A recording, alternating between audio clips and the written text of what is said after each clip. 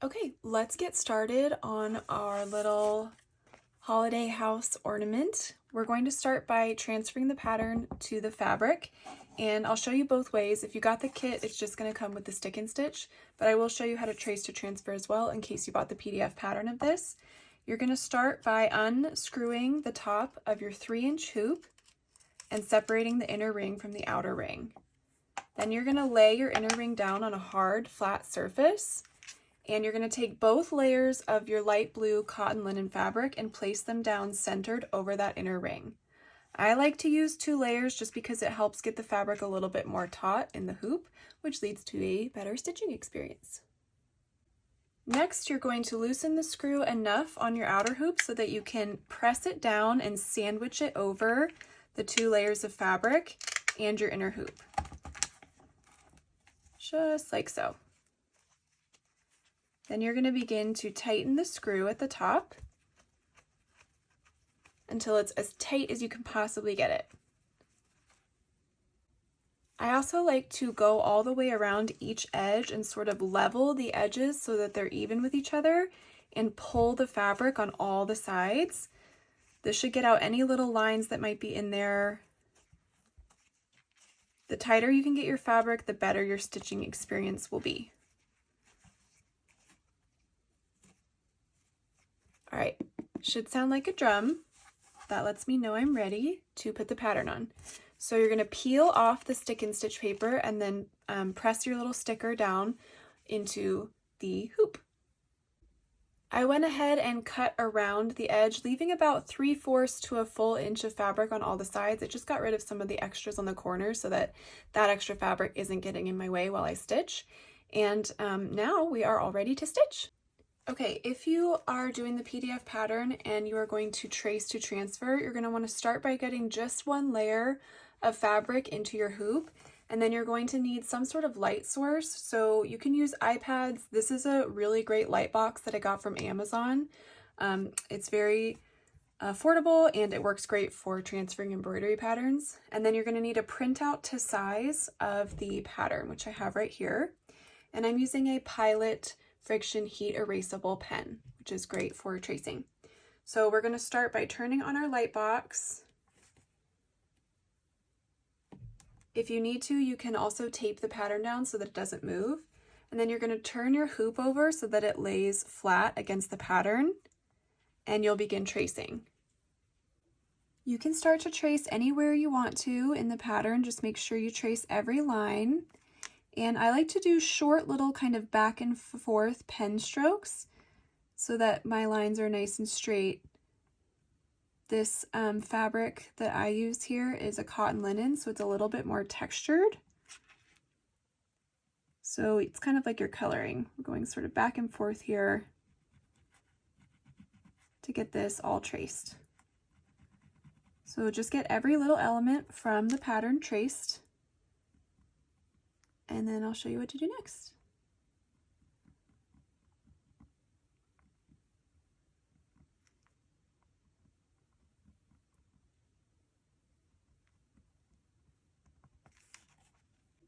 Once you have it all traced, you're going to go ahead and take it out of the hoop. Again, I'm going to use 2 layers of fabric just because I like it to be a little bit more tight within the hoop. So I'm going to take that second layer and lay it down first over the inner hoop, or the inner ring, and then lay this one down right on top of it. Go ahead and get it all re-hooped all together, and then you'll be ready to stitch. Okay, let's get started. In your kit, you should have some embroidery floss. We're going to be using the colors 520, 926, Ecru, 167, 304, and 975. You'll also have 2 needles. You're going to have a size 5 DMC embroidery needle and then one with a really tiny eye, which is our short size 10 beading needle. You should have some white seed beads. These are size 11/0. That's going to be for our snow. We have a little piece of backing twine. We have our chiffon ribbon for hanging, and then we have our backing fabric, which we'll use at the end. The only thing that is not in there is going to be scissors, so make sure you find a pair of scissors. And then if you do choose to back it with my method of backing, you'll need a strong glue or hot glue gun at the end. But for now, we're going to get started with stitching. So we're going to start with the door, and we're going to start by stitching around the wreath and the bow area. So you're going to grab just 3 strands of 926 to start. So I'm just separating my strands here so that I have just 3. Save your other 3. And then go ahead and get your threads through that size 5 needle, our larger eyed needle. Tie off a knot at the end, cut off your excess, and we're going to start with a satin stitch here. So I'm going to start over on this side of the door, and I'm going to bring my needle up through the fabric at the bottom of the door right here, the bottom corner, pull it up, and then I'm going to make my down stitch just opposite that at the top of the door. And you're going to think about the door in 2 different sections. So we're going to deal with this section first, then we'll deal with this little angled section next. Then you're going to come back down here to the bottom, and you want to come up just next to the first stitch that you made. So not through that same hole, but literally just move your needle over the tiniest little bit.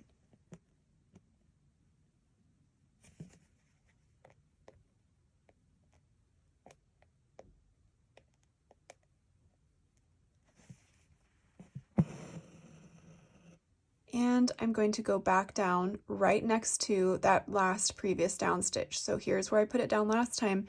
I'm just going to move my needle over ever so slightly and make another stitch. Essentially what we're doing is making a series of straight stitches right next to each other to fill this area in.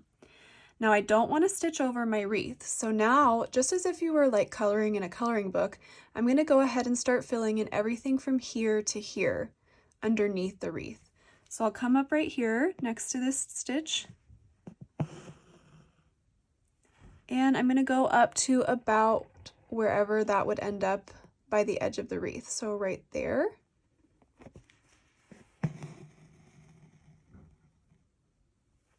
And then I'll repeat that and keep working my way underneath the wreath.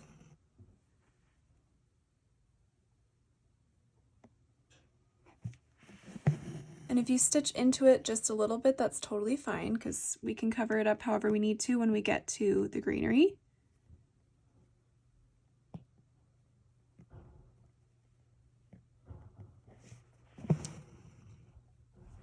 So I'm going to keep filling this in until I get all the way to the other side. So I'll fill here, and then once I get to the other side, I will fill in a full stitch to get that side of the door filled in.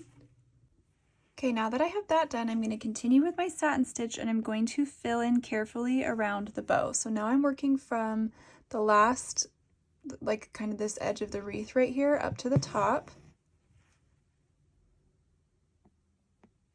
of the door. I'm going to do a little tiny stitch right here in this blank space between the wreath and where the bow is. Just teeny tiny right here to fill that in.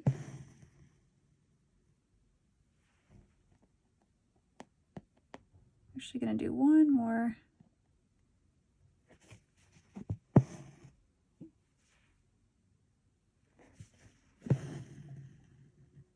And then I'm going to fill everything in above the bow, up to the top of the door.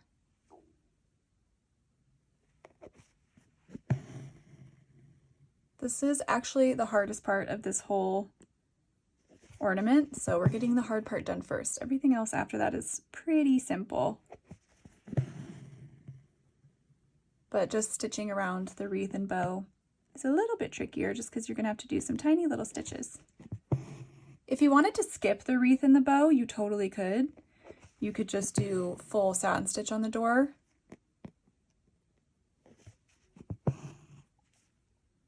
That would make it just a little bit easier. So I'll get that all filled in, and then the last thing I want to do is also fill in the space inside the wreath. So I'm just going to start in the middle and make a couple teeny tiny stitches to get this filled in as well. Okay, the hardest part is over. You're also going to go ahead and stitch in this little triangular part above the door. Continue with your 3 strands of 924, but you're going to switch to a horizontal satin stitch. So now I'll just start on this edge and pull across to here.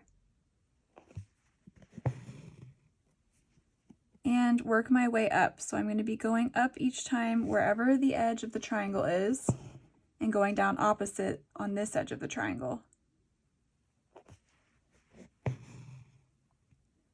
Your stitches are going to be getting gradually shorter as you work your way up. Don't worry about those little lines that we're covering up. I will show you how to stitch those in later. You can just cover them up completely for now. You can see as I get up here, my stitches are getting very, very tiny. Till I'm almost just going to do maybe 2 more, do this one, and then I'll just come up through the fabric right here and go down right next to it. Okay, there we go. You can go ahead and tie off a knot in the back, and then I'll show you the next step.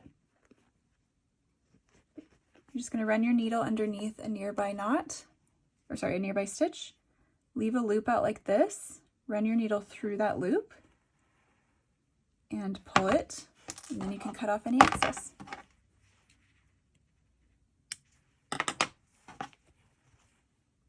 Next, you're going to grab 3 strands of our green 520, and we're going to make a little circle of French knots for the wreath. So I'm going to come up through the fabric, anywhere within that wreath space, and I'm going to do my best to show you a quick French knot right now. I do have a French knot tutorial on my YouTube. If you want a little bit more in-depth of a French knot tutorial, you can pause and go look at that for a minute.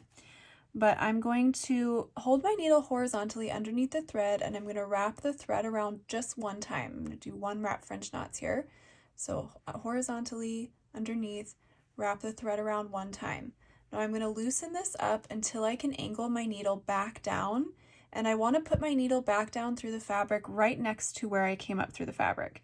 So not down the exact same hole, but just right next to it. Now I'm going to pull with my non-stitching hand tight again so that that knot doesn't get lost.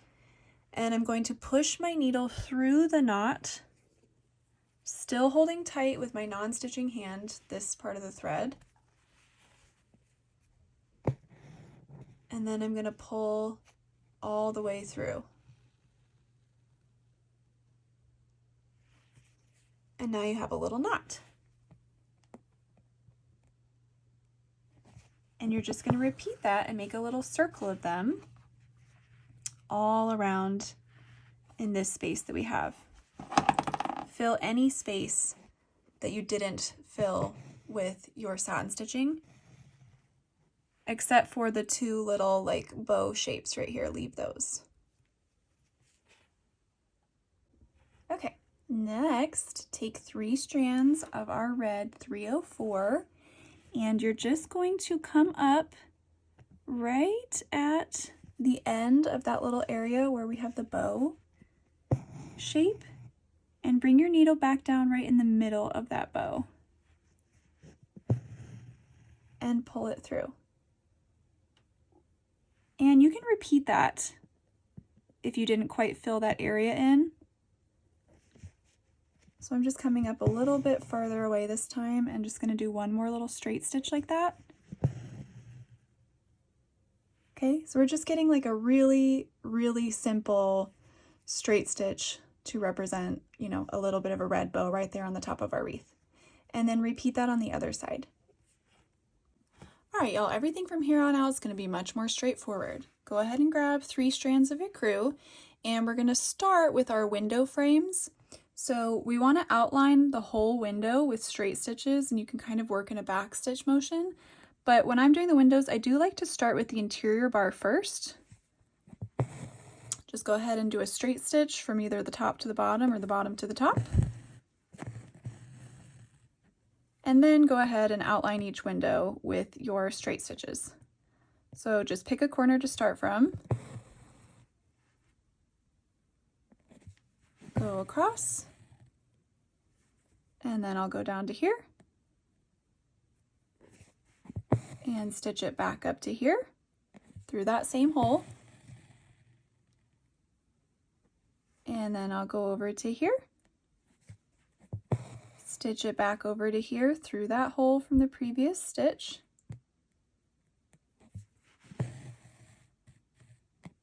And then I'll finish up over here.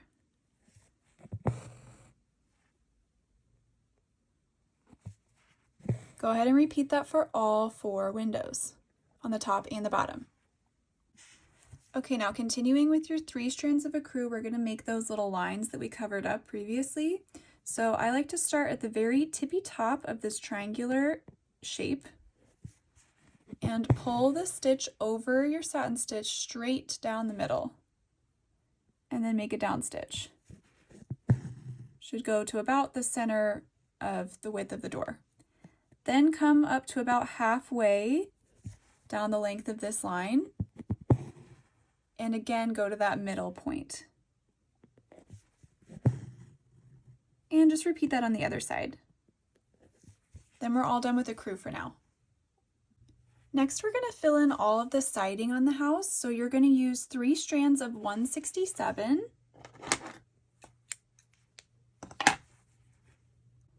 We are going to use satin stitch here, and if you're like, bleh, I hate satin stitch, you can use split stitch or back split stitch as well. We are going to use that on the rooftop, so I like satin stitch here because it gives a little variety of texture and it just looks nice and smooth. But that is another option if you are not a super big fan of satin stitch, which I know a lot of people are not, but it could be good practice.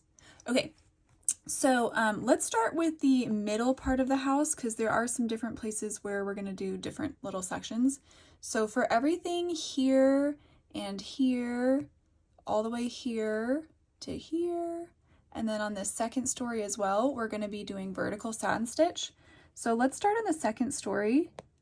One little tip with satin stitches, I like to come up through the fabric in the middle of the area that I'm trying to stitch. And all that this does is it gets that knot on the back side out of your way so that wherever you're trying to start, you're not going to be trying to stitch up through a knot. So now I'll come over here and I'll begin my first stitch. And I'm just going to work my way all the way across to the other side with vertical satin stitch. That little stitch we made at first to get rid of our knot on the back, it's going to get completely covered up. I do like to do both stories separately, so do not stitch all the way from here to here. We're going to do this whole second story section separately from the first story section. When you get to the window, you'll pull your stitch here and then you'll work your stitches shorter from here to here each time.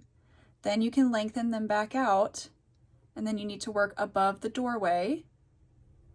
Lengthen them out again to here, then you'll shorten them underneath this window and then lengthen them back out again until you get to here. Once you get all that done, I'm going to hop on and I'll show you what to do next. All right, so I got that little top section done. Now we're going to do the bottom section. So just, you want to leave this area down here is going to be greenery, like the bushes, and then we're also going to do a little bit of snow capping on top of it. So just stitch around that as if you're working around, same thing as when we work around the windows. So you'll just go up from here to here, and then you'll lengthen it up. You can go right here, you can go all the way from the bottom to the from the bottom of the house to the bottom of the window here, and then you'll do a short stitch here, and then go from here to here with your satin stitch, and then repeat that on the other side. So you'll do some small stitches here to fill in this space, and then fill in this space right here. You're also going to fill in this part right underneath with vertical satin stitch, still using our 3 strands of 167. You'll fill in this little part right here with vertical satin stitch, this part right here with vertical satin stitch, and then we're going to do this side section as well, but we're going to switch it to horizontal satin stitch. So go ahead and do all those things and then we will move on. So on this side section that I'm working on right here, again, you don't want to stitch over the area where we're going to have our greenery and snow. So I started kind of in the middle and I'm just going to fill on both sides of that. And so now I'm just working my stitches shorter over here.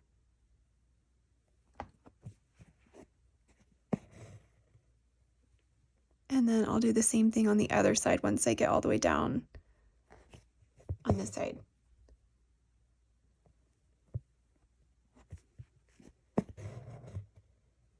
So once I have this and then this filled in, I can go on back up and then fill up right to here. And then again, fill in vertical satin stitch here, vertical satin stitch here, and then vertical satin stitch here. Okay, next grab 3 strands of 975 and we're going to back stitch across this line right here and across this line right here. So I'll start in the middle one and I'm just going to come up in between where those two sections kind of meet. To start back stitch, you just make a little straight stitch out. And then everything else after that, you're going to come up a stitch length away, and I'll go just a little bit above that line that I made for the door there. Sorry, for the window, not the door. Silly me. And then you go back down through the same hole from the end of the previous stitch.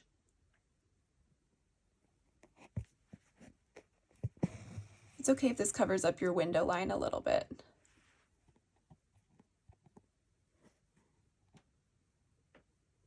Come back up a stitch length away and go back down through the same hole from the end of the previous stitch.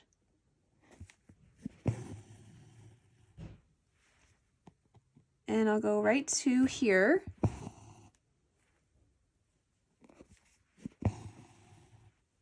And then I'm going to repeat that on this side, and then you can go all the way across on this line that's right underneath the roof right here. And then you're also just going to do a teeny tiny little vertical satin stitch right here for the chimney and over here for this one as well. Should just take you a couple stitches across to get that done.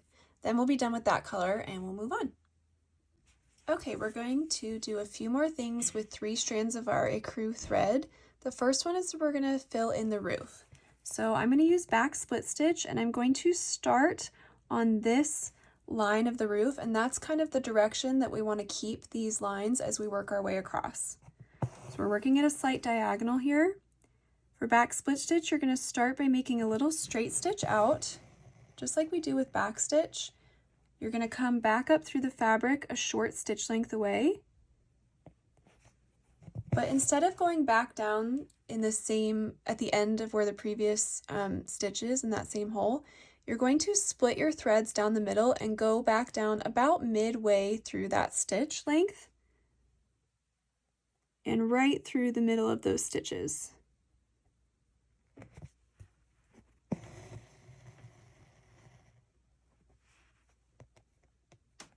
I'm going to go just about to the end here, do that again.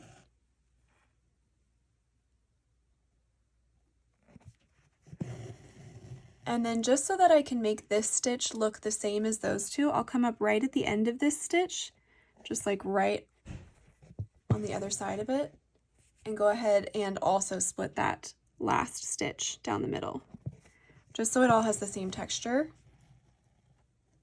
And then I'm going to work my way back up right next to this line. So I'll go up right here, make a stitch back, and work my back split stitch back up towards the top of the roof.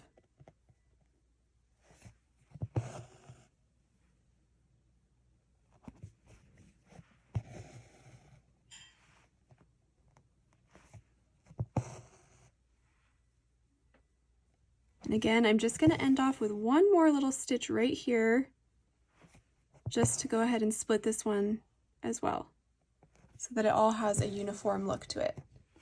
And then I'll work my way back down, and I'm just going to continue that way until I have the whole roof filled in. Also, you can just do, this is so tiny, you can do like a back split stitch here, or you can just do like a couple little straight stitches to get that tiny section of roof filled in. Okay, so I got the whole roof done. Now for this little line of space right here, basically this right here is going to be greenery at the bottom sections of these.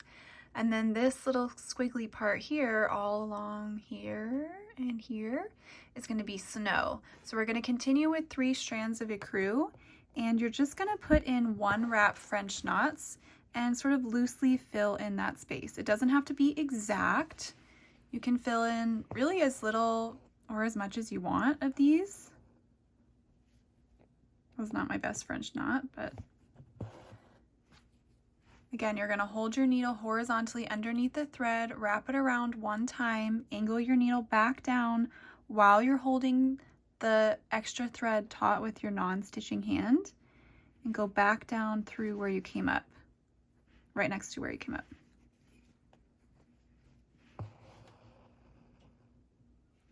So I'm just going to fill in all throughout here first, and then we'll come back and fill in the greenery next. Okay, the last thing we need to do stitching wise before we add our beads is use 3 strands of 520 and fill in the rest of the greenery here. And for that, you're just going to do 2 wrap French knots. So they'll be a little bit bigger than the ones that we did to create the snow at the tops of these bushes. So for a 2 wrap French knot, you're going to make your French knot the same way, but you're going to wrap the thread around 2 times. And then go ahead, angle your needle back down and pull through. So you're going to cluster them together like this until you have all of the remaining space filled in. Then I'm going to show you how to add our snowflake beads. Okay, so you're going to want to pour all of your beads into some kind of shallow bowl, dish, or plate. Anything that has, a little bit of a lip to it so you can get them out, but they're not spilling all around. And then we're going to use our tiny-eyed beading needle here with just 1 strand of ecru. Make sure that at the opposite end you tie off your knot a few times so that it doesn't slip through when we go up through the fabric. So I'm going to pick a place to start. I'll just start right here. And here's how we do beading. You're going to come up through the fabric. I'm coming up just to the right of that dot, just to one side of it. It doesn't really matter which side. And then you're going to grab 1 little bead and get it onto your needle, like so. Slide it down towards the fabric, and to anchor that bead into place, all you need to do is make a down stitch just on the other side of that dot, which is about the width of the bead. So you don't even really have to move the bead too much for this. You can just put your needle down right on the other side.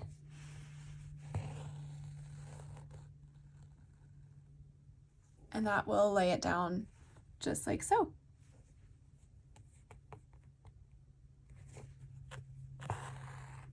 And you will repeat that over each little dot to make our snow.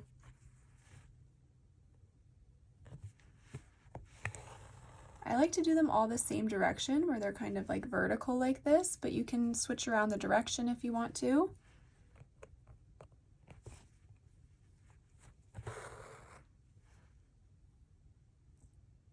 We're going to get all of these beads added, 1 over each dot, or as many or as little as you want. And then I will talk to you about finishing steps. Hopefully you've been enjoying the project so far. All right, we are all done stitching. So if you have stick and stitch paper, you're going to take your hoop as is to your sink, run warm/hot water from the faucet, and let the water pressure dissolve away all of the rest of your stabilizer paper. If you need to, if it's clinging anywhere, you can kind of come in with your finger and sort of rub near edges where sometimes it likes to stick a little bit. But really let that work for a couple of minutes, because sometimes it takes a couple of minutes for it to really fully dissolve everything. Especially like inside the windows, you just want to really keep running the water over those areas and all of your paper should disappear. Then you're going to let it dry, and then we will go over how to turn this into a cute little ornament. All right, I've got 4 ornaments this year, and the backing process is the same for all of them. So I'm going to show you with my little cottage from the movie The Holiday for all 4 different ornaments this year, because the steps are going to be the same even if the actual pattern is different. So the first thing you're going to do once your hoop is all dry, if you used stick and stitch paper, is you're going to unscrew it and separate this out again and take it apart. Then you're going to lay that inner ring back down on a flat surface and take your pattern piece of backing fabric and place it with the pattern side facing down over that hoop. And then you're going to relay your stitched on fabric on top of that. It should be pretty warped from having been in the hoop so long, so you should be able to kind of press around and see that it's lined up around that inner hoop. Then you're going to loosen this up maybe a little bit more just because we're adding an extra layer of fabric in here, and sandwich it down again. If it's not lined up perfectly, you can always take it off and reline everything up. Go ahead and tighten it all the way and get it looking exactly how you're going to want it to look displayed.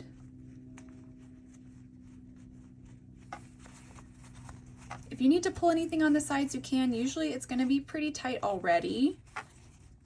This is looking pretty good. Next, you're going to take a pair of scissors and you're going to cut away all of the excess fabric, and you want to get as close to that back seam as possible.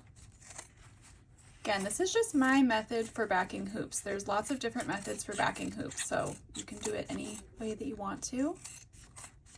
But I love the really finished look this gives the backs. So I went all the way around. I'm just going to cut off a little bit more of these pieces that are sticking super straight up. Okay, so it should look something like this. Now you're going to need some hot glue or some strong glue and your little piece of twine, and you're going to work little sections around the side here, lay some glue down, and then lay your rope on top and press it down so that it covers that back seam. Work your way all the way around.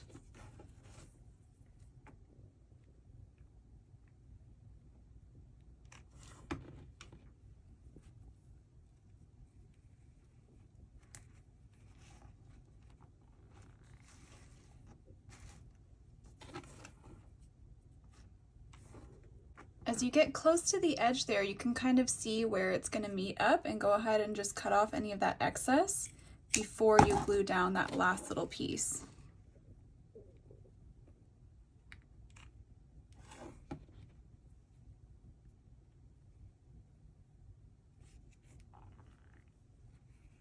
Okay, so now we have a super cute finished back of our little hoop ornament, and now we're going to add something to hang it with.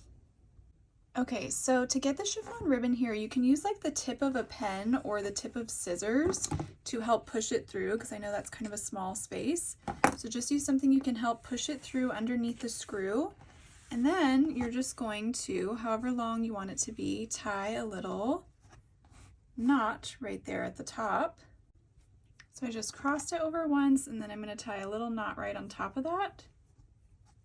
And then pull it tight, and I'll just cut off a little bit of that excess there.